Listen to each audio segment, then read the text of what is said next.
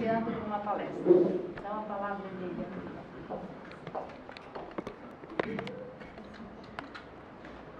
Uma boa noite a todos os irmãos. Eu queria agradecer também ao convite do grupo aqui, Caminho do Bem, né? E mais uma vez a gente resolveu trazer para vocês, não vou dizer uma palestra, mas uma conversa, né? Em torno do Cristo. Até nesses anos que a gente trabalha, esses 28 anos que eu trabalho com a Casa Espírita Operários do Bem, por diversas vezes eu gostava muito no início, quando eu comecei a dar estudos. Na verdade nem existia o ERJ naquela época, era um outro estudo de Curitiba, que a gente chamava de PPDE, e eu gostava muito do lado científico do Espiritismo, né? Até porque o Espiritismo ele tem o tríplice aspecto científico, filosófico e religioso. E certa vez o mentor espírita da nossa casa chamou a atenção da gente que a gente procurasse falar mais do Cristo, apresentasse o Cristo para as pessoas. Desde então, né, a gente tenta dar uma pinceladinha científica, mas não podemos esquecer do Cristo, pode ser alguma, né? E quando eu achei essa imagem na internet até, que tem a ver com o tema de oportunidade de semear. É óbvio que eu não estou aqui para falar de agricultura, né? Mas o que acontece? O Cristo falava disso o tempo todo. Se a gente observar em várias passagens do Evangelho, ele fala da semente que caiu aqui, da semente que caiu lá, né? Cada um vai colher o que semeia, né? Cada um vai colher o que está plantando. Então, ao mesmo tempo, Jesus sempre estava comparando a gente com lavradores, com agricultores ali, aquela pessoa que planta, né?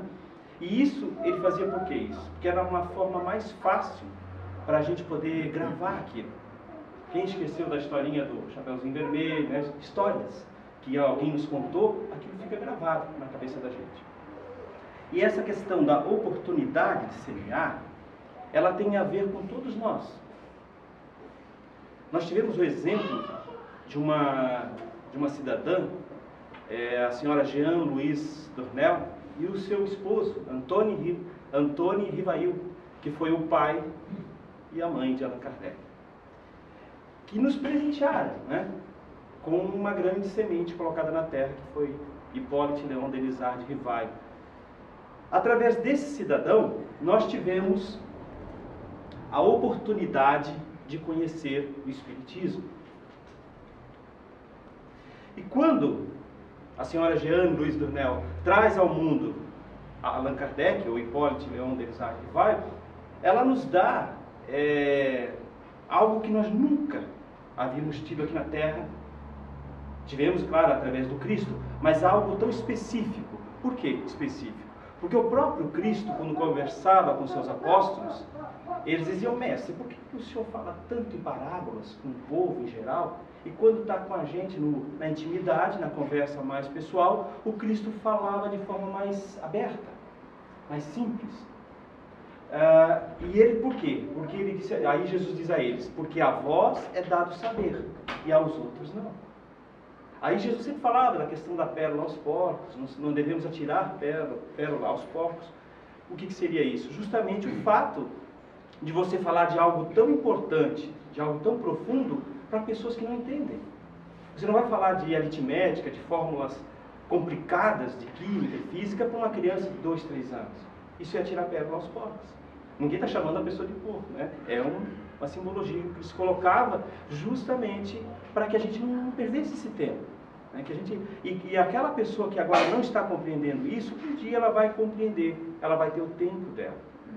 Então Jesus fazia muito isso. E aí, quando ele disse para os apóstolos, ele falou: eu mandarei o Consolador, aquele que irá restituir tudo que eu tenho falado.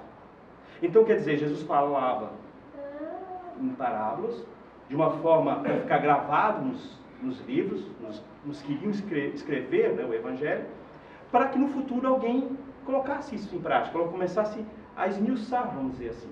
Mas mesmo assim ele disse: eu mandarei o Consolador, que será o Espírito da Verdade. Ele não disse que vai mandar um homem, que vai mandar uma pessoa de novo, Moisés, ou ele próprio, Jesus. Ele disse que mandaria um Espírito, o Espírito da Verdade, e ele estará convosco.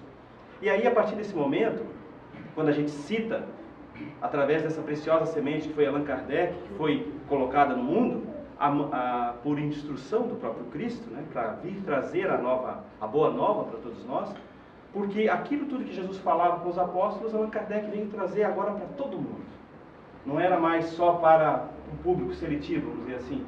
Todos têm acesso. A Cristina mesmo agora estava apresentando as obras, né? Vai emprestar na biblioteca. Então a gente tem hoje, se a gente não quiser gastar dinheiro nenhum, tem na internet. A gente pode baixar em PDF, né? Tem. Hoje, o acesso à informação nós não podemos reclamar. Ah, porque eu não posso. Sempre tem um jeitinho, né? Para a gente aprender e ter esse conhecimento. E a partir desse momento, dessa grande semente que veio ao mundo, que foi o Espiritismo, né? Trazido por Kardec, por esta pleiade de espíritos, que na verdade a doutrina não pertence a Kardec, a doutrina pertence a essa pleiade de vários espíritos que foram colaborando com a obra da codificação. Né? Então Kardec, simplesmente, vamos dizer que ele foi o repórter, né? O cidadão que pegou lá e começou a escrever. Por que isso é assim? Por que as coisas acontecem dessa forma? E os espíritos, cada um no seu nível, né? Obviamente se apresentavam para responder certas questões, aqueles espíritos que tinham a capacidade de responder aquelas questões que Allan Kardec estava fazendo a eles. Então, nós podemos, através dessa ideia que Kardec veio trazer para a gente, nós chegamos a um conhecimento de coisas que nos estimula cada vez a pensar mais. Então, por isso que o Espiritismo nos estimula sempre a pensar.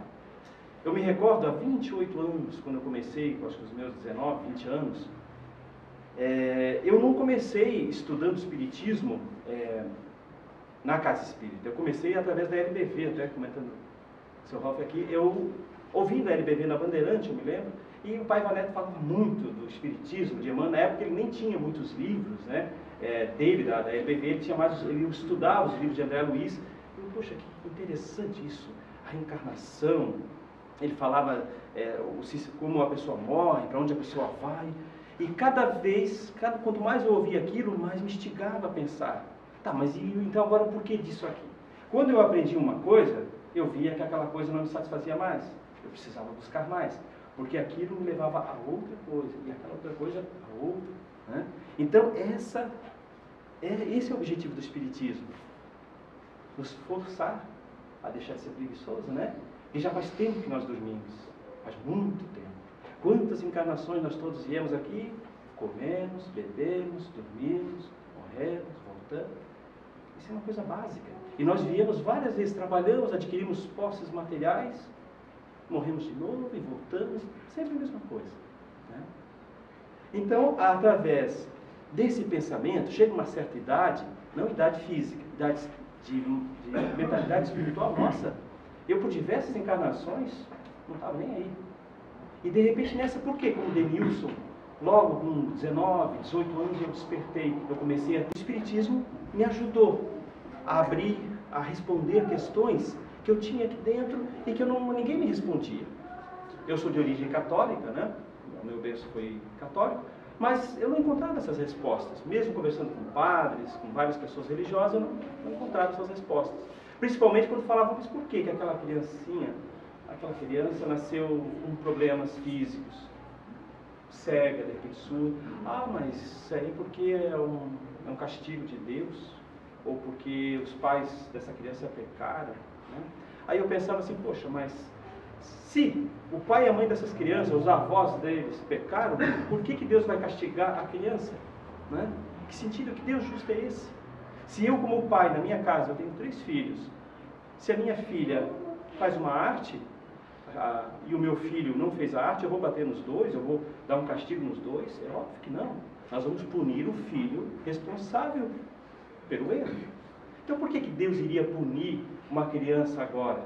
Porque o avô dele pecou, o bisavô dele pecou lá atrás.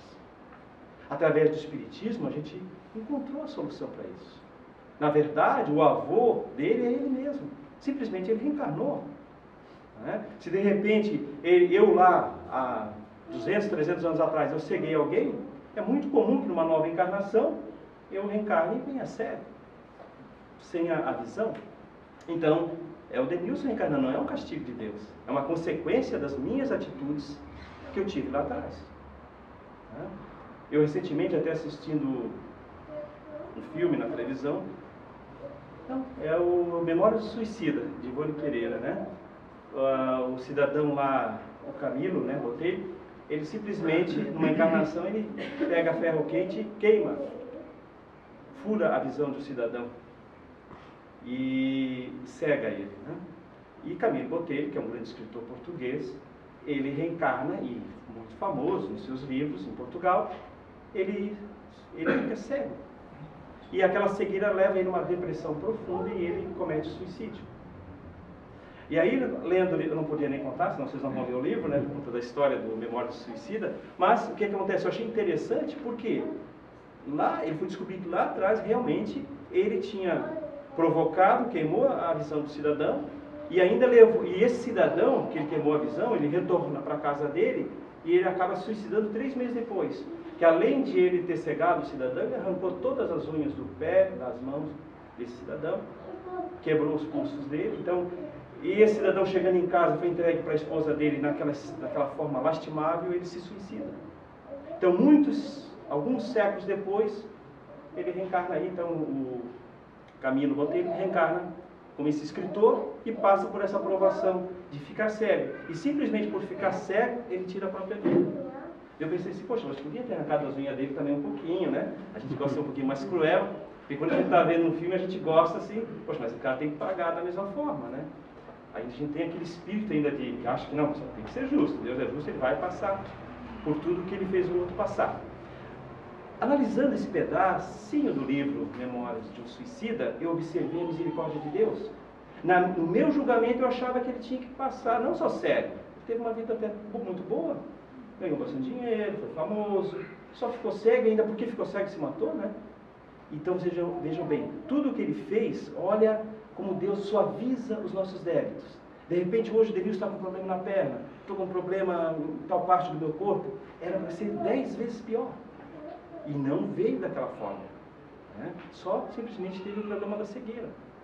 Então aí a gente vai ver como Deus, ele ameniza os nossos problemas. E voltando à questão de o Espiritismo nos faz com que a gente pense, que a gente explore a nós mesmos, né, os nossos potenciais. Aí nós chegamos na figura do Cristo, nos mostrando aí o universo, esse imenso universo, e nós muitas vezes aqui na Terra, brigando por por metros quadrados aqui, sabendo que nós somos espíritos do universo. E onde é que estaria a Terra, esse imenso universo? Onde é que estaria Ibirama? Onde é que estaria Rio? Onde é que estaria Rio do Sul? Não. Onde é que estaria eu como espírito nesse universo infinito? Onde estaria? E eu muitas vezes me acho, vocês sabem com quem vocês estão falando? Vocês sabem quem sou eu? E na verdade, isso não importa, gente. Quem eu sou agora, não importa. Isso só importa para mim, para o meu egoísmo, o meu orgulho. Eu me acho. Eu acho que eu estou acima do poder, por isso que eu posso ser corrupto. Por isso que eu posso roubar, eu posso matar, eu posso enganar as pessoas, eu posso fazer o que eu quiser. A gente acha que a gente é o centro do universo. A única pessoa que realmente, o único ser que percebe todos nós é eu e Deus. Porque tem muita gente que não importa, porque cada um vai ter que ter a sua vida. Tanto que a gente vai perdendo os entes queridos, e é tão interessante, que com o tempo é aquele que vai suavizando as dores das perdas, porque a gente perdeu entes queridos nessa encarnação. Eu perdi meu pai há 7 anos. Até hoje eu não consegui, sabe? Ainda quando eu penso nele, chega o dia dos pais, em épocas força bastante a lembrança dele, e daí a gente começa a chorar, começa a lembrar, mas passou, né? Agora, imagina como é que é o meu pai da outra encarnação, os meus filhos da outra encarnação que eu não vejo mais, né? E a gente passa, a gente vai superando isso tudo. Porque quando, na verdade, todos nós aqui somos importantes para nós mesmos. Porque se vocês continuarem evoluindo e eu não acompanhar essa evolução, eu vou ficar para trás. E vocês não vão poder ficar toda hora lá correndo atrás do Denilson. Vamos, Denilson. Até muitos espíritos fazem isso, né? Tem espíritos que nem a esposa, a mãe do André Luiz, disse que reencarnaria com o marido dela para ajudar. E ele aprontou um monte quando estava casado com ela. Arrumou um monte de amante, né? Vários problemas. Mesmo assim, ele disse, não, eu vou reencarnar teu pai, está lá no umbral, eu quero ajudar ele. Mas chega um momento que nem ela não vai poder fazer mais nada. Vai chegar um momento que ele vai ter que aprender a se coçar, ele tem que se virar. Né? Cada um tem que lutar, porque a minha evolução depende de mim. Eu não posso jogar na mão de vocês a minha evolução. De repente, é como se vocês atrelassem a evolução de vocês às palestras do centro, ao passe. Isso aqui são meios para que a gente, a autoajuda, para a gente se ajudar e a gente pegar a nossa mão, pegar o livrinho, e não só pegar o livrinho, fazer com que isso que está nos livros se transforme em atitudes. E que na maioria das vezes não acontece. Diante de cada situação que a gente passa no dia a dia, como o Denilson reage? Por isso que a gente pergunta o que nós somos. Né? O que cada um de vocês é. Se alguém me perguntasse para mim, o que você é? Eu sou Denilson. Mas será que é verdade que eu sou Denilson? Quando a Cris me apresentou, Denilson. Mas quantas encarnações tem aqui dentro? Quantas mulheres eu já fui? Quantos homens no corpo masculino eu já reencarnei? Quantas raças diferentes? Negro, japonês, alemão. E fora de outros planetas. A gente não sabe se a gente reencarnou sempre. É óbvio que eu não reencarnei sempre no planeta Terra. Reencarnei em outros planetas. E como era a minha raça? Que idioma eu falava? Vocês já imaginaram quanto conhecimento existe dentro dessa caixinha chamada espírito aí? Quanto conhecimento, quanta informação nós temos? Então, quando a gente fala o que somos, muitas vezes o Denilson está limitado a uma encarnação. Eu sou assim, eu vou discutir com os meus filhos, não, eu quero que seja assim. Esse copo tem que ficar aqui, porque eu estou mandando, eu quero que seja assim. Isso acontece muitas vezes porque nós nos prendemos a certos personalismos do passado. Eu, numa encarnação, eu fui um general, um capitão francês, na Revolução Francesa, e conservo aquele... Eu venho como Denilson, estou hoje aqui, já passou algumas encarnações, mas ainda aquele soldado enérgico continua aqui. Eu continuo tratando a minha família como se fosse um capitão. E não é assim. A minha função de capitão é lá dentro, né? No meu setor, na família tem que ser diferente a situação. É outra coisa, né? Então, esse é o nosso grande problema. Nós temos dificuldades. É como se nós estivéssemos gravando uma novela, acabou a novela, o Denilson tinha um sotaque nordestino, agora a novela está gaúcha, né? Vai ter uma novela no Rio Grande do Sul, e eu continuasse com o sotaque gaúcho. Eu conservo aquela personalidade de nordestino ainda. Não, agora eu reencarnei no Rio Grande do Sul agora. Eu tenho que absorver todo esse conhecimento, todas as influências daquele meio onde eu reencarnei, né? Então, esse personalismo, né, ele causa grandes problemas na gente. Porque Denilson fica várias encarnações parado naquele processo ali. Ele não muda. Ele continua tendo aquela mesma personalidade. Então, o que é necessário? É necessário eu tentar mudar esse pensamento.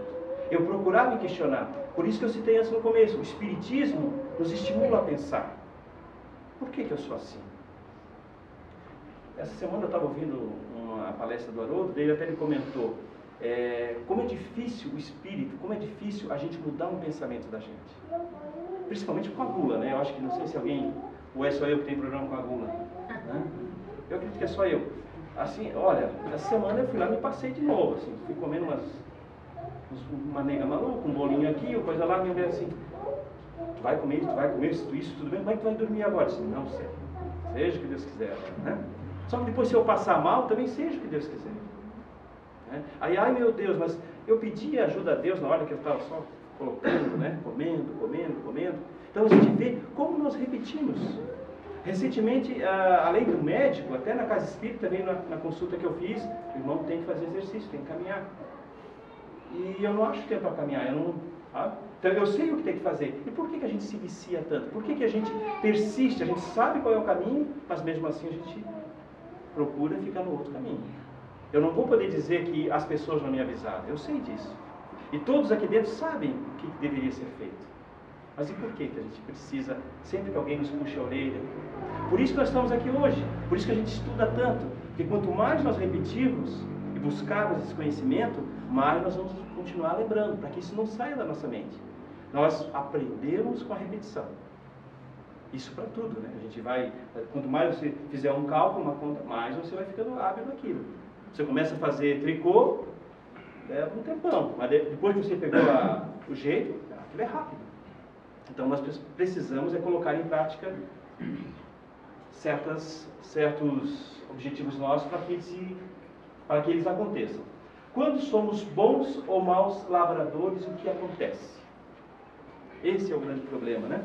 Quando toda semente que nós colocamos aqui no solo da vida, voltando ao Cristo, né? Jesus está nos mostrando como se fosse nós estivéssemos plantando e essa terra sempre fosse a nossa vida, a vida de todos vocês. O que nós estamos plantando aqui, esse solo? Se cada um de vocês morresse hoje, será que todo mundo lá no velório estaria, poxa, coitado do Denilson, né? Foi um rapaz tão bom. E quantas pessoas que falam, ele era tão sem vergonha, tinha duas amantes, tinha não sei o que, né? Luiz Sérgio, no livro Deixe-me Ver, ele fala muito, na hora do adeus, né? Que fala só sobre velórios, sobre os enterros. Ele diz assim, que se a gente soubesse o problema que nós causamos para a espiritualidade nesses velórios, com as piadinhas, com as brincadeiras. E eu levei um puxão de orelha, porque eu sempre gostei de ir em velório, e às vezes vinha com os parentes, vinha umas piadinhas, vinha umas brincadeiras da minha parte mesmo, né? Muito inconsequente. E aí eu comecei, depois que eu li aquele livro, poxa, vamos manter o respeito, né? E por quê? Porque a espiritualidade está fazendo muitas vezes um desligamento ali. Muitas vezes o espírito está presente naquele momento do enterro, do velório, e está presenciando tudo aquilo. Alguns estão falando coisas boas, mas alguns estão falando coisas ruins. E mesmo que aquele Denilson fosse safado, mesmo que merecesse algumas represálias, mas não é o local e não é o momento para isso. Para a gente cutucar mais ainda na ferida da pessoa, né? Então, o que nós estamos colocando nesse solo da vida? Nós estamos colocando muita coisa ali. O nosso personalismo, o que eu sou. De repente, aqui dentro dessa casa, o Denilson é muito querido, lá no Operários do Bem, a Cristina também me conhece bem, né? E o Denilson foi bacana, foi legal. Mas se de repente, será que todo mundo fala isso de mim? Quantas vezes, de repente, eu fui numa padaria onde a pessoa não me atendeu da forma que eu queria, ou passou aqui na frente, eu digo, moço, eu estou aqui, você não enxerga, eu estou aqui há mais tempo que essa pessoa e você atendeu ela primeiro? Quantas vezes eu fui grosseiro no hospital, no pronto-socorro? Né? Quantas vezes eu fui indelicado com as pessoas? No trânsito, quando alguém cortou a minha frente, eu xinguei, abri o vidro do carro e fiz um gesto obsceno para a pessoa? Então, quantas vezes por esses impulsos eu cometi esses atos, e esses atos refletem o que eu estou plantando, reflete a minha personalidade, né? Então, não é simplesmente aqui eu estar bem arrumadinho, né? De repente bem maquiado, cabelo bem penteado, que não é o meu caso, né? Então, isso não é importante, gente. E a gente acha que as pessoas vão gravar a minha aparência. O Denilson estava bonito, estava chique. Não é isso que vocês vão gravar. Vocês vão gravar a minha personalidade. Até porque isso que eu estou fazendo, as minhas atitudes, é que vão causar alguma mudança nas pessoas. E principalmente num solo muito mais sagrado do que a minha própria vida. O meu lar. A minha família. Porque os meus filhos vivem de exemplos. E aí o que eu estou plantando dentro da minha casa? De repente, não sei se vocês acostumam a acontecer isso, lá em casa, de vez em quando liga a Oi, liga não sei quem, liga, né, de cartão. E como eu já pedi assim, olha, eu não quero nada, agora eu sou obrigado a fingir que eu sou outra pessoa. De vez em quando eu atendo, eu digo que eu sou o Carlos, eu digo que eu sou o João, e eu mudo a voz, né? Oi, tudo bem? Até que chegou um tempo atrás, a minha filha pegou eu falando assim, eu imitei voz de criança. Oi, quem está falando? Aqui é o... Não sei, eu falei em voz de criança, mas não foi fácil, né? Daí o meu filho começou, mas por que ela disse, olha, filha, eu já disse de tudo para a pessoa, mas a pessoa torna a ligar, eu disse que eu não quero, mas ela liga, né? Mas isso aí é enganar, né, pai? Pai não devia enganar as pessoas. Daí eu fiquei pensando assim, poxa, sabe, interessante meu filho observar isso, né? Por que o pai só não disse que não quer de novo? Diz, olha, não quero, não tenho tempo, obrigado. Sim, pronto. Você sabe que é verdade, né? Porque eu estava cansado, já esgotou meus talentos de artista, né? Eu já tinha inventado vários personagens, né? Aqui é o Carlos. De vez em quando a pessoa ligava e dizia, o seu Carlos está? E a minha mulher chegava, bem, quem é o Carlos? Que ligaram para cá perguntando, o Carlos sou eu, mas é outra história aí, né? Acho que vocês já passaram por isso, que tu disse que não quer, mas a pessoa liga de novo, perguntando. Então eu achei interessante quando meu filho diz isso para mim, pai, mas não deve mentir, né? E às vezes é uma pequena coisa. E eu no meu lar, este solo sagrado que é o lar, eu não percebi que ele estava observando tudo isso. E eu não percebi a gravidade da minha brincadeira. Que ele pode ver, poxa, então dá para... Isso é legal, o pai fez, se o pai faz, eu também posso. Então é sinal que é certo. Porque os nossos filhos, nós somos o espelho para eles. Eles acham que tudo que nós estamos fazendo está certo. Agora eu tenho uma filha de 23 anos, ela não acha mais, ela já me solta os cachorros, só fala qualquer coisa, ela é feminista ainda piorou a minha situação agora. Mas o meu filho de 12 anos, a minha filha de 17, já, eles acreditam no pai como se fosse um super-homem. Né? Por isso, quando acontece alguma coisa de errado, né, que o pai ou a mãe tomam uma atitude bastante errada, ou que comete algum crime, para eles aquilo, meu Deus, caiu o céu para eles, né? Então, qual o solo mais produtivo para todos nós? Qual seria este solo que mais irá produzir para todos nós? Eu falei antes que era o nosso lar, né? Que é a nossa família. E se a gente começar a lembrar, tem uma questão aqui, no Livro dos Espíritos, na questão 385, que Allan Kardec, preocupado com a situação das crianças, ele percebeu assim, que muitas crianças, até uma idade é um jeito, depois de uma idade ela fica estranha, começa a mostrar tendências que não tinha. Muitas vezes os pais são maravilhosos, perfeitos, bons exemplos, não que o Denilson que fica fingindo ser o que não é, né? Mas, de repente, são pais legais. E aquele filho, de repente, torna-se uma criança violenta e com atitudes estranhas, nada compatível com os pais. Allan Kardec, na questão 385, ele faz a seguinte pergunta: qual o motivo da mudança que se opera no caráter de uma criança numa certa idade, e particularmente ao sair da adolescência, é o espírito que se modifica? Aí ele pergunta, mas o que acontece quando há essa mudança na criança? Por que ela muda o jeito dela? Ela perde aquela inocência e começa a se tornar de repente mais agressiva e faz coisas que a gente não consegue compreender. Aí ele diz o seguinte: é o espírito que retoma a sua natureza e se mostra tal como era. A infância tem ainda outra utilidade. Os espíritos não ingressam na vida corpórea senão para se aperfeiçoarem e para se melhorarem. A debilidade dos primeiros anos os torna flexíveis, acessíveis aos conselhos da experiência dos pais e daqueles que devem fazê-los progredir. É então que se pode reformar o seu caráter e reprimir as suas más tendências. Esse é o dever que Deus confiou aos pais, missão sagrada pela qual terão que responder. Aí eis a questão, né? Então nós temos uma responsabilidade muito grande. Porque aquele ser, aquela plantinha que é colocada na minha casa, que vem na qualidade de meu filho, esse meu filho, que é essa planta aqui, ele pode ser o presidente do Brasil no futuro. Né? Os nossos presidentes que já passaram foram uma planta. Tiveram uma mãe, tiveram um pai. E como foi cultivada essa planta? O que esses pais fizeram? Que nutrientes eles colocaram neles? Eles colocaram, de repente, o nutriente do amor, da honestidade, os nutrientes do Cristo, foi colocado nessa base? Porque a gente sabe, se tu vai plantar algo, é necessário dar uma afofadinha na terra, é necessário dar uma mexida, botar um adubozinho, fazer algo para que essa planta cresça bonita e que dê ótimos frutos. E por que os nossos frutos não estão bons hoje em dia? Por que a gente vê tanta corrupção, tanta coisa, né, negativa? Por que será? Se todas essas plantas que estão, aparentemente, por nós sendo vistas como plantas ruins, vieram de um solo chamado lar. Que ninguém veio, nenhum presidente nasceu no Palácio do Planalto, né? Todos nasceram num lar. Não importa o lar, se era um lar, um palácio, se era uma mansão, se era um bangalô, não importa. Todos vieram de um lar. E como é que era esse lar? Será que, voltando à primeira pergunta, será que nós observamos, nós nos perguntamos quem somos e quem são os nossos filhos? O que eles precisam? Será que a gente perguntou isso?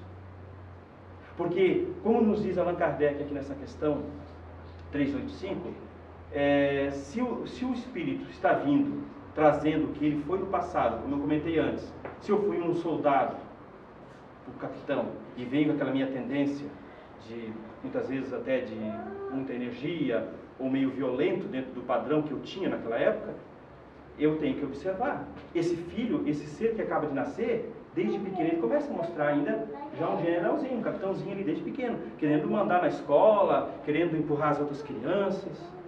E muitas vezes é comum uma criança, por exemplo, querer pegar uma coisa que outra criança está brincando, um brinquedo, por exemplo. E nós, muitas vezes, nós pais, deixa ele brincar, que senão ele vai ficar chorando. Então nós começamos a educar mal os nossos filhos, achando que nós temos que entregar aquilo para ele, senão ele chora. É um pagamento, não dá para ele. Aí nós começamos a satisfazer tudo. E aí ele cresce com essa questão. Ele sabe que o que ele quiser, para ele não vai ter dificuldades. Ele acha que para atingir aquilo, ele precisa daquilo. Se ele tiver que matar uma pessoa, ele manda pagar a pessoa e matar a pessoa. Ele não vai se importar com isso. Então, nós temos que começar, quando a gente vê as tendências dos nossos filhos, se ele chorou, ele vai ter que aprender a parar de chorar também, da mesma forma que ele começou. E nós, muitas vezes, quando vemos essa tendência dos nossos filhos, em vez de botar uma água da paciência, botar um adubozinho ali de amor, a gente coloca o quê? Enche o ego dele. Bota tudo o que ele quer, oferece tudo o que ele precisa. E muitas vezes aquele filho pode ser um inimigo meu do passado. Talvez seja isso que faz com que a gente ache que tem que cercar nossos filhos de tudo que eles querem. Qualquer necessidade que eles tiverem, está aqui, meu filho. Pai, eu queria o jogo que saiu agora, no Play. Está aqui, meu filho, já está aqui. Não é assim. E a gente acha que tem que ser assim. Mas talvez pelo passado, que no passado eu posso ter lesado esse cidadão que veio com meu filho, mas não é dessa forma que é para eu pagar meus débitos. É para eu pagar meus débitos com amor, é com carinho, com a minha presença de pai no lar. Isso é dessa forma. E muitas vezes a gente está meio ausente, então a gente prefere dar um celular novo, dar isso, daquilo, como para preencher esse espaço que a gente não consegue estar presente. Então, nós teríamos que observar mais essas tendências, porque hoje nós estamos mais preocupados com o ter do que com o ser. A gente vai falar com alguém, você conhece meu filho? Meu filho é formado nisso, a minha filha é formada naquilo. E aquele pai, aquela mãe que está ali do lado, a minha filha trabalha de diarista.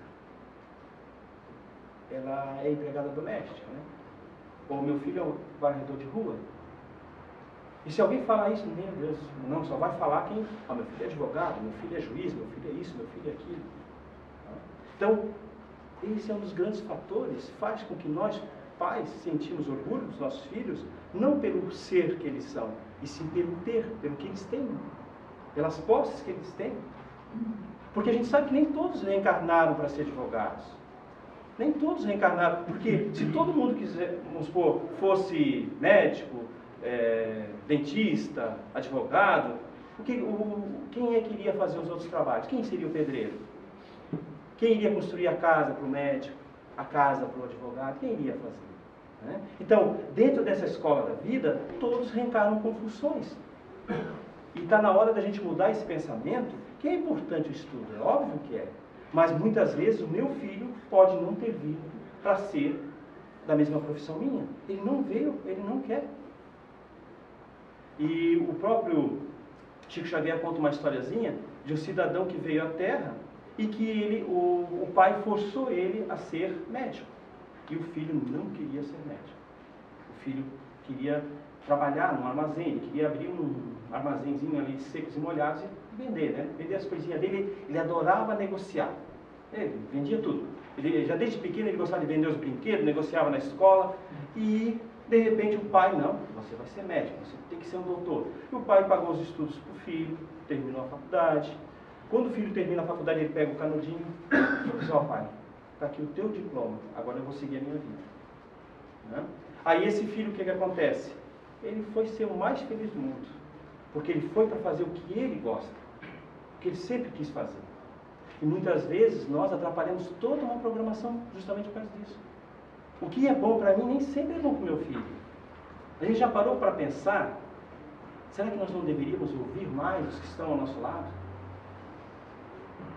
Será que realmente o meu filho veio? Eu, por exemplo, fui relojoeiro na minha encarnação agora, Será que o meu filho, acredito que ele não vai querer ser relojoeiro e nem vou cogitar isso para ele, mas de repente eu poderia, não, você vai ser relojoeiro, que nem o teu pai foi. Não é assim. Se de repente ele quiser e ele mostrar interesse, ele vai procurar com as próprias pernas dele e vai gostar de fazer aquilo. Porque às vezes ele vem para aquela área. E nós temos que respeitar isso. Nós temos que ter o cuidado de não violentar consciências. E isso é o que a gente mais faz nos dias de hoje. Ontem, essa semana passou na novela aquele caso da moça lá que quer virar menino. E eu achei tão interessante. Vocês estão preparados para isso? A gente está preparado para isso? Eu tenho 3 filhos, tenho 2 meninas e um menino. Eu estou preparado se de repente meu filho, em vez de apresentar uma namorada, me apresentar um namorado para mim? Eu estou preparado? Porque muitas vezes quando é com um vizinho, não, você tem que aceitar. Hoje em dia as coisas, né? E de repente quando acontece comigo, eu... não, meu filho, peraí, agora estás me magoando. Né? Como a gente viu ontem, né? Quando eu vi na novela ali, o pai que tanto acompanhava a filha, amoleceu, ele não conseguiu se situar. Ele disse, não, mas como você vai fazer isso? Vai fazer essa mutilação? E ela não se sente bem daquela forma.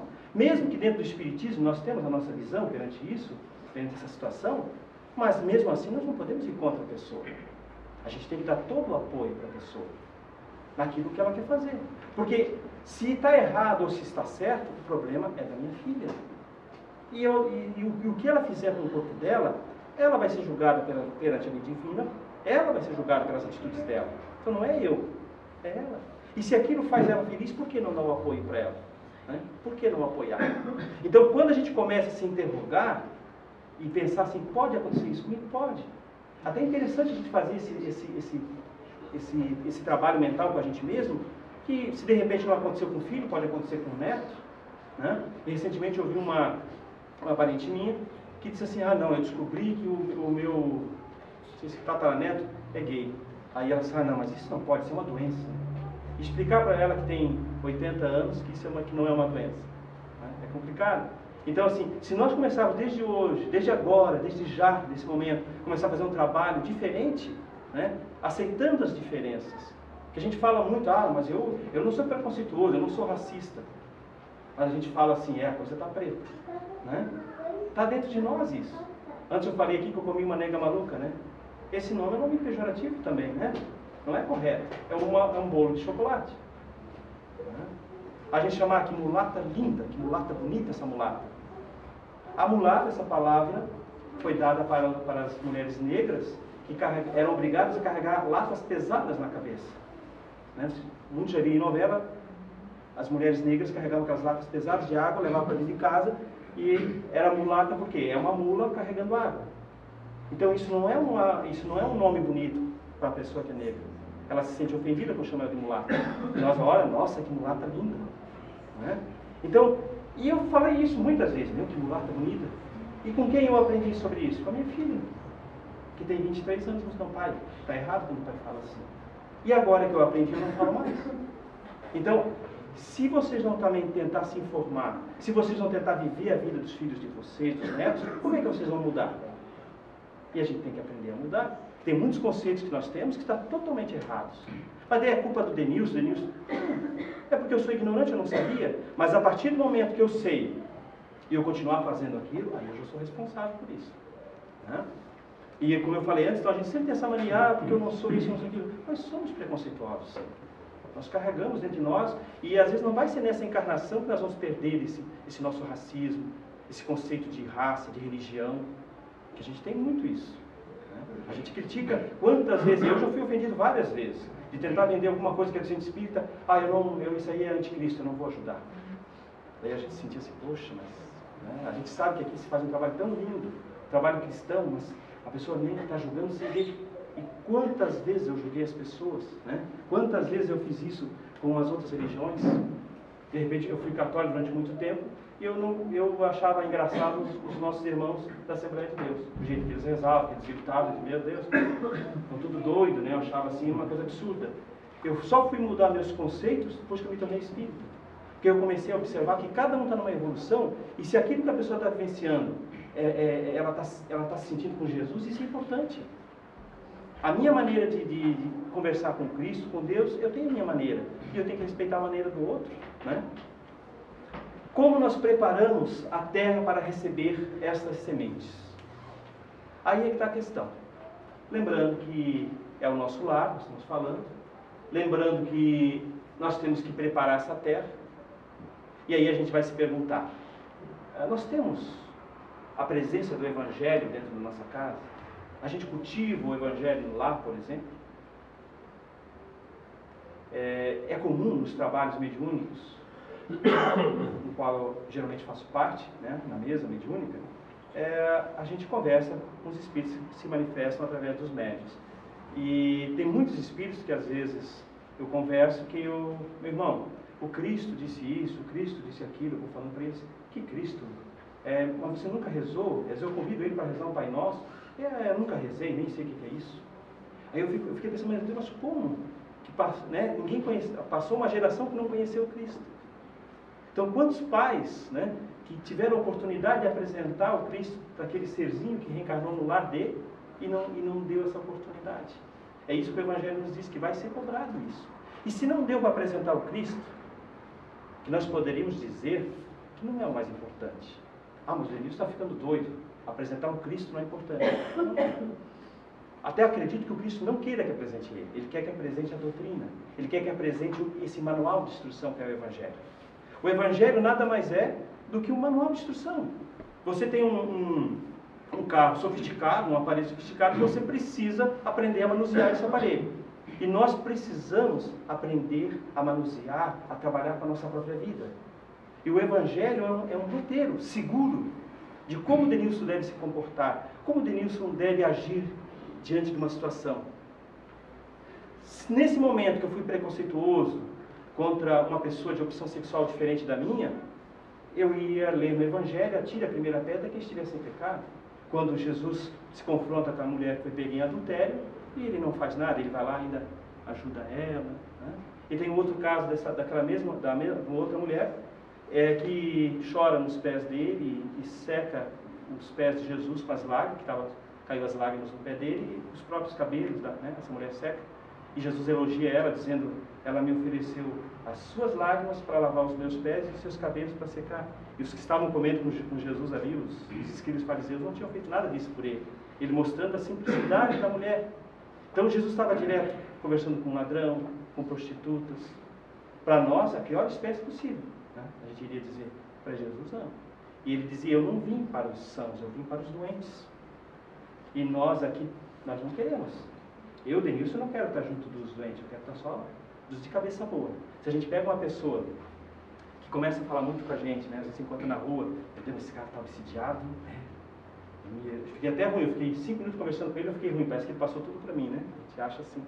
E de repente o Cristo não, o Cristo ele preferia sempre estar ao lado dessas pessoas que estavam bem perturbadas, dessas pessoas muito doentes, é que ele queria ajudar. E nós queremos que o mundo mude, mas nós não queremos estar ao lado dessas pessoas. Nós temos mais é que nos misturar, nós temos que ir de encontro ao sofrimento. E esse sofrimento não é só o da caridade, a questão do alimento, da comida, da roupa para a pessoa. Às vezes muitas pessoas querem só serem ouvidas. Recentemente, essa semana, através do Google, né? Uma pessoa ligou lá para minha casa, porque o nosso Centro Espírita Operários do Bem não tem telefone, né? Não sei se aqui tem telefone, acho que também não. Então o nosso Operários do Bem não tem, né? Até porque não teria que pagar alguém para ficar de plantão lá atendendo o telefone, né? E aí, meu nome está lá. Eles perguntam se é do Centro Espírita Operários do Bem. Eu digo, não é, mas eu sou um trabalhador, mas o que eu posso ajudar? E eu estava pensando em desligar, pedir para a Google tirar meu telefone de lá, porque não sei como foi parar lá, né? E o acaso não existe. E porque assim, ó, são 3, 4 ligações no mínimo por dia, e tu tem que explicar, e as pessoas às vezes querem desabafar no telefone. Né? Aí eu disse assim, e em um desses casos, essa semana passada, aquele casal que perdeu a filha, que foi morta, estuprada, né, e foi encontrada no container. E a mãe dessa menina que foi morta, assassinada, que até agora a polícia não sabe quem foi que matou, né, ela tentou suicídio. Tão depressiva que ela ficou, né, depois da morte da filha. E nesse contato por telefone, ela conversou, primeiro com a minha esposa, conversou, e depois eu encontrei eles no Centro Espírita, chegando, não sabia que era eles, comecei a conversar com eles, e comecei a falar de suicídio, comecei a falar de coisas que eu nem sabia que era o caso dela, que ela tinha tentado. Então, era a espiritualidade me intuindo a falar. E eles gostaram tanto, né, da acolhida que eles tiveram. Disse, olha, depois daquele dia, não sei quem era a tua esposa, que a minha mulher conversou no telefone, ela dormiu tão bem aquela noite, né? E eu querendo desligar o telefone, eu pensei, poxa, mas né, a oportunidade que a gente teve de ajudar, e muitas vezes a gente não quer estar diretamente com o problema, a gente quer ouvir mais histórias felizes. Mas, infelizmente, existem histórias tristes. Né? Existem muitas histórias tristes quanto essa.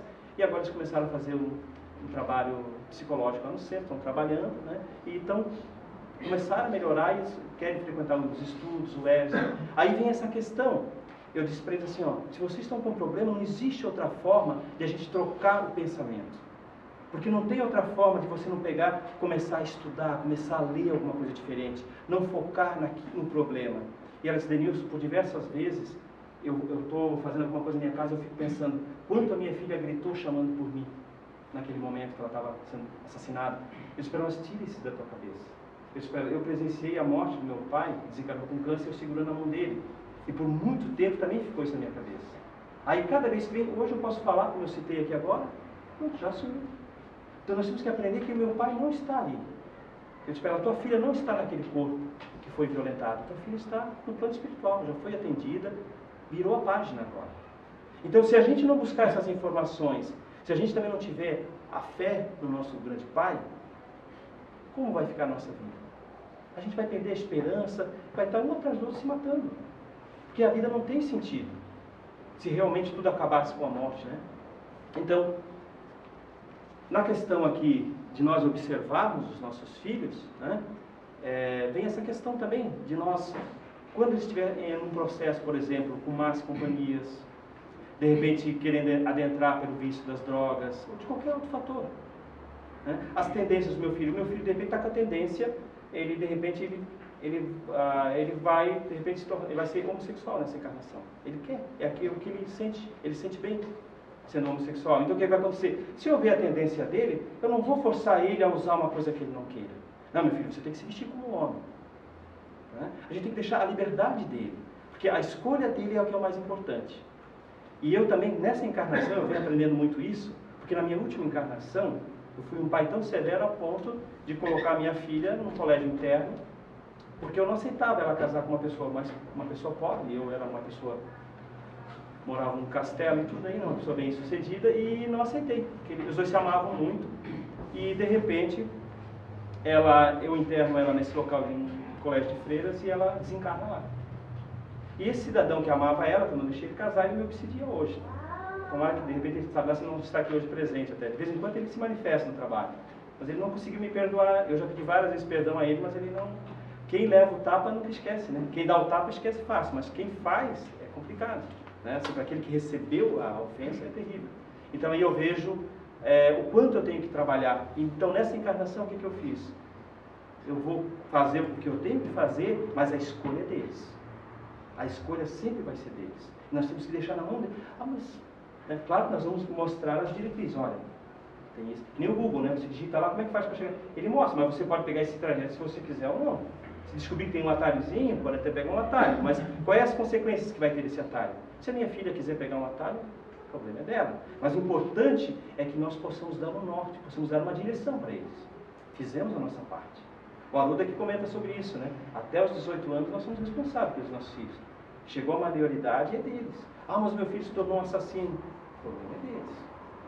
O importante é que até então nós colocamos para eles uma base sólida, uma base verdadeira, que vai dar a eles condições para eles serem melhores. Só que o problema é que muitas vezes, eu, Denilson, vamos botar que eu tive 100 encarnações. É óbvio que são trilhões de encarnações, mas vamos botar que eu tivesse 100. E o meu filho teve 50 encarnações. Então, como querer que ele tenha a mesma postura minha? Eu levei 100 encarnações para chegar desse jeito aqui, meia boca ainda, né? E de repente querer que ele em 50 seja como eu sou. Não tem como. Porque é a mesma coisa, há 50 encarnações atrás, alguém me exigisse que eu fosse como eu sou agora. Né? Como eu fui aquele pai severo. Na Revolução Francesa eu cortava a cabeça das pessoas e jogava assim, achava graça. E hoje eu não tenho coragem de matar um animal. Né? Então, quanto processo levou para eu perder essa minha brutalidade?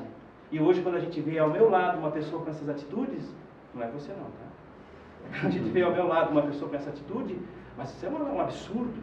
Olha o que a pessoa fez, olha que bandido, olha isso. Nós temos que ter pena dos estupradores, nós temos que ter pena dos assassinos. Quando eu disse para ela assim, até eu comentei para essa senhora, o cidadão que matou a filha dela, nós temos que orar muito por esse irmão. Porque a tua filha resgatou um débito. Ele vai ter que resgatar isso ainda. E ele é uma pessoa muito doente, a pessoa que fez isso. Esse é que precisa de muita compaixão. E até que a gente amadureça espiritualmente para ter essa compreensão, precisa algumas encarnações para isso. Por isso que se eu compreendo dessa forma, eu não posso exigir que a Cristina... Não, Cristina, tu tem que fazer como eu faço. Não é assim. Eu posso dar exemplos, como a gente está aqui dando exemplos nessa noite. Mas vai de cada um tentar seguir esses exemplos. E o maior exemplo já foi o Cristo que deixou, né? Se fosse tão fácil assim, nesses 2000 anos nós já estávamos craques, né? Se fosse simplesmente só ler o Evangelho, já sei tudo, não é assim. Não adianta ter a Bíblia debaixo do braço. Até certa vez um pastor de uma igreja evangélica se manifestou no nosso centro espírita.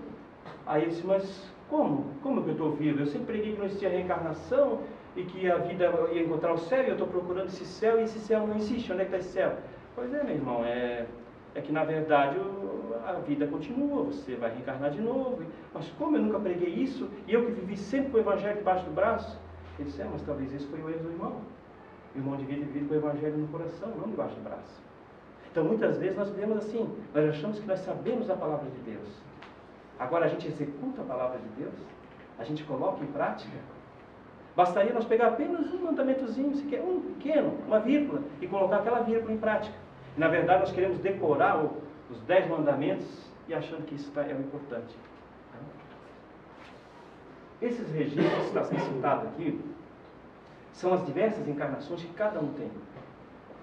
Aí nós temos professores, nós vamos ser poliglotas, nós temos um monte de línguas que a gente fala, né, que a gente já falou em outras encarnações. Por isso que muitas pessoas têm facilidade. A gente pega Haroldo Dutra Dias traduzindo o Evangelho, né, do hebraico para aramaico. Meu Deus, como é que um homem desse conseguiu aprender aramaico, uma língua do Cristo, né? Mas nós já falamos aramaico, nós todos. Mas ele teve uma facilidade, com certeza pela evolução dele, ele consegue desarquivar isso facilmente. Tudo isso está nos registros do nosso espírito. Esses registros nós podemos comparar com aquele histórico do Google, né? A histórico da internet, que você vai entrando em vários sites, daqui a pouquinho você vê lá o histórico de tudo que você entrou, tudo que você fez, tudo que você pesquisou. Então, tudo que nós fizemos está registrado com a gente. Claro que não é liberado tudo numa encarnação, porque se eu já fui médico numa encarnação e eu não vou utilizar da medicina dessa, não vai ser desarquivado.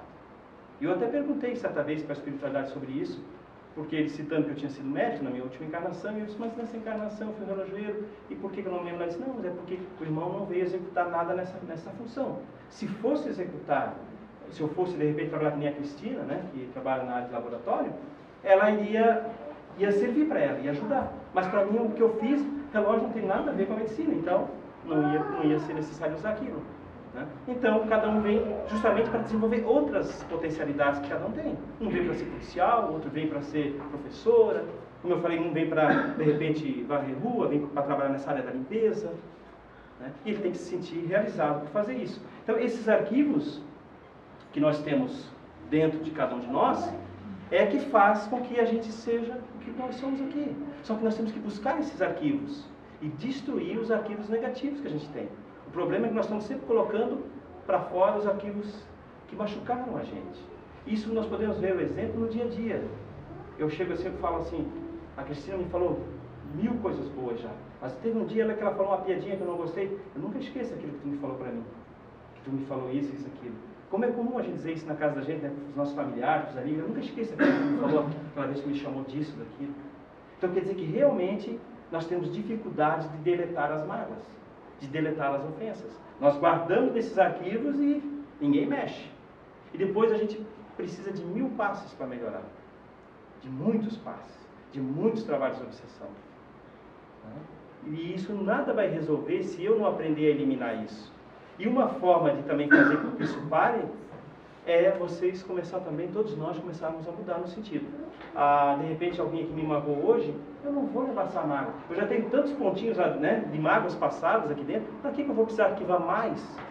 Então se a gente não consegue apagar o que já passou, vamos tentar não conservar mais nenhuma mágoa de agora em diante, né? Então o lar é um laboratório de experiências reencarnatórias.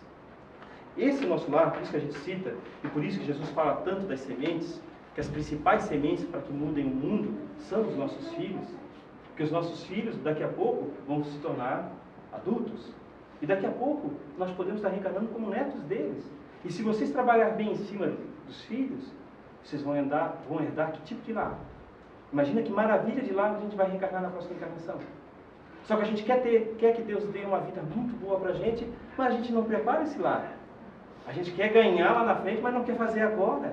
Então é preciso trabalhar agora, né? Fazer com que esse lar torne-se um santuário divino. E por que ele é um lar, um laboratório? Quem poderia explicar melhor isso? A Cris, né? Sobre a questão do laboratório, de fazer um medicamento. Porque num laboratório científico se elabora experiências. E o que acontece na vida de vocês? Experiências. Deus coloca como meu filho o amante da minha esposa, de encarnações passadas. Que coisa difícil, que experiência dolorosa, né? Deus coloca, muitas vezes, como filha, aquela mulher indesejada, aquela pessoa que foi amante, né, do marido também, ou o assassino. De repente, aquele caso que eu citei ali da menina que foi morta, né, pelo estuprador, ele vem como filho daquela mulher, desse casal. E aí, como é que vai ficar a situação dele ali no meio? Porque as pessoas vão sentir nele a presença daquele algoz. Por isso que o lar é um local de experiência, é um laboratório, gente. Não é tão simples assim, porque realmente nós não estamos convivendo só com amigos do passado, nós estamos convivendo com inimigos do passado. E muitos inimigos.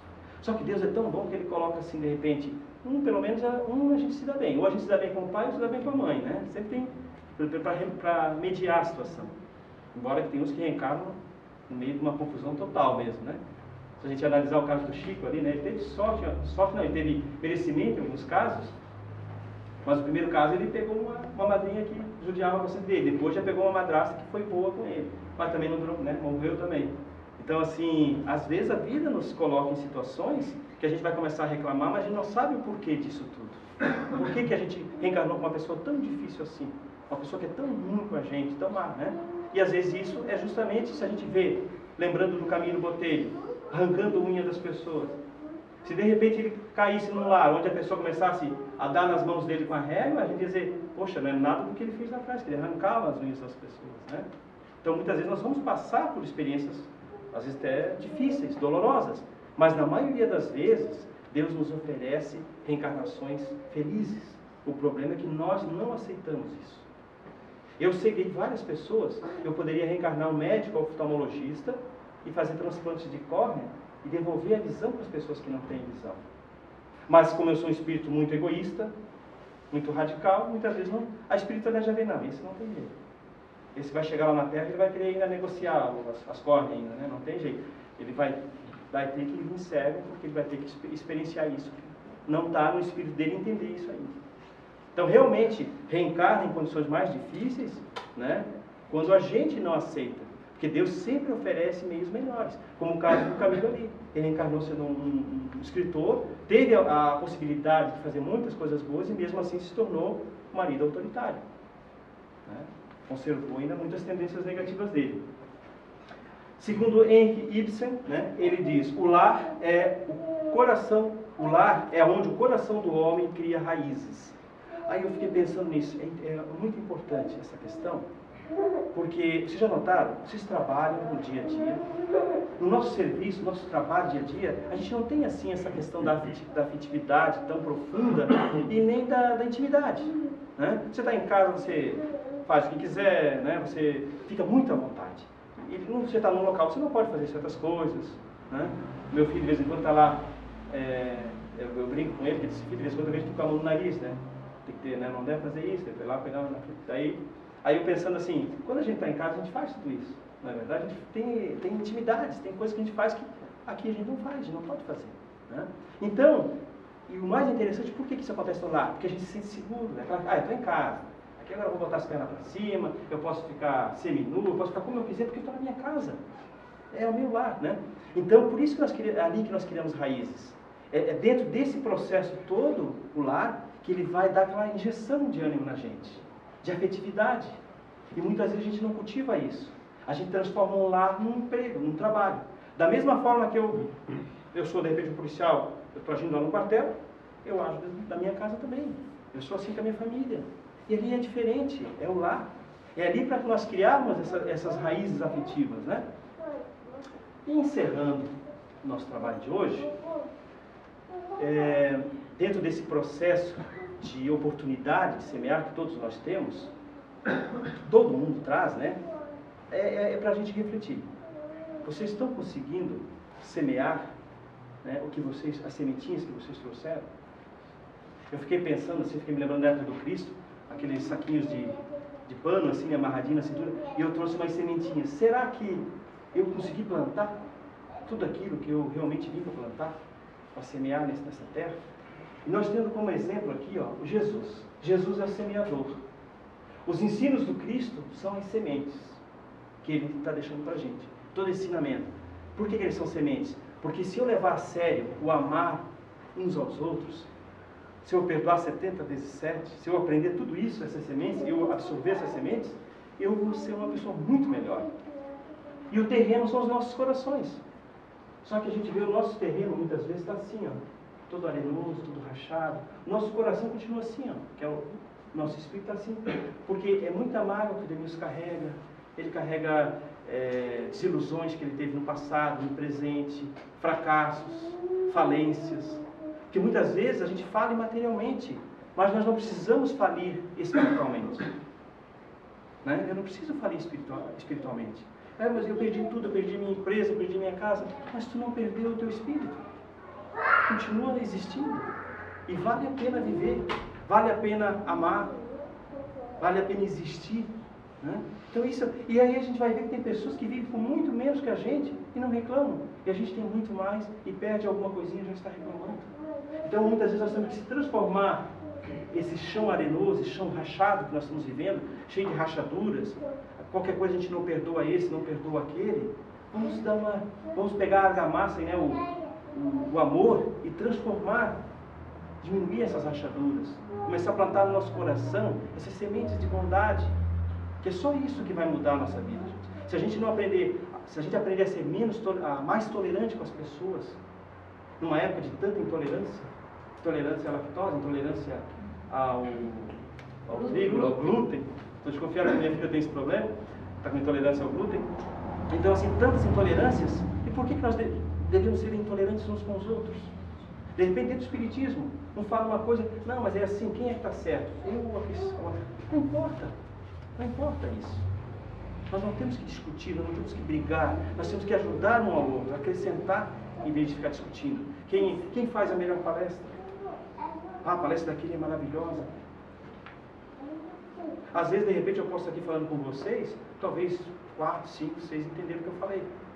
Talvez outros vão entender o que a outra pessoa falou e aquele outro não gostou daquele outro palestrante. Porque cada um está numa sintonia, cada um está numa compreensão. Por mais que eu tente aqui chegar na compreensão que eu tenho, não é fácil.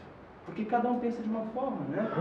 Como eu posso chegar aqui para vocês e tentar passar aquilo que eu entendo como verdadeiro?